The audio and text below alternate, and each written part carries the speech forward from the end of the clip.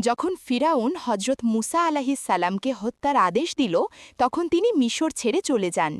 দীর্ঘ সফর শেষে তিনি মাদয়ান এলাকার একটি কূপের কাছে পৌঁছলেন। সেখানে অনেক রাখাল তাদের পশুদের পানি পান করাচ্ছিল, আর একপাশে দুই পরহেজগার ও লজ্জাশীলা তরুণী নিজেদের ছাগলগুলো আটকে দাঁড়িয়েছিল।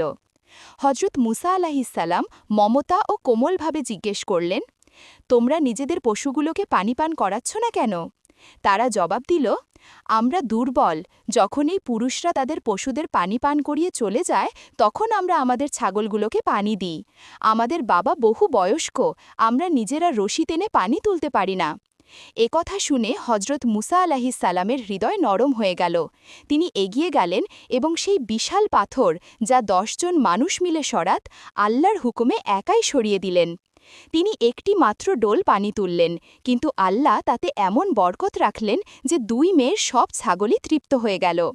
২ তরুণী বিস্ময় ও কৃতজ্ঞতা নিয়ে বাড়ি ফিরে গেল এবং তাদের বাবা হজরত শুয়ায়েব আলাহিসাল্লামের কাছে পুরো ঘটনাটি বর্ণনা করল।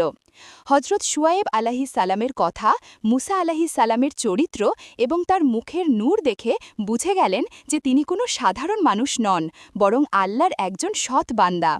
এরপর আল্লাহর নির্দেশে তিনি তার এক কন্যার সঙ্গে হজরত মুসা আলাহিসাল্লামের বিবাহ সম্পন্ন করলেন।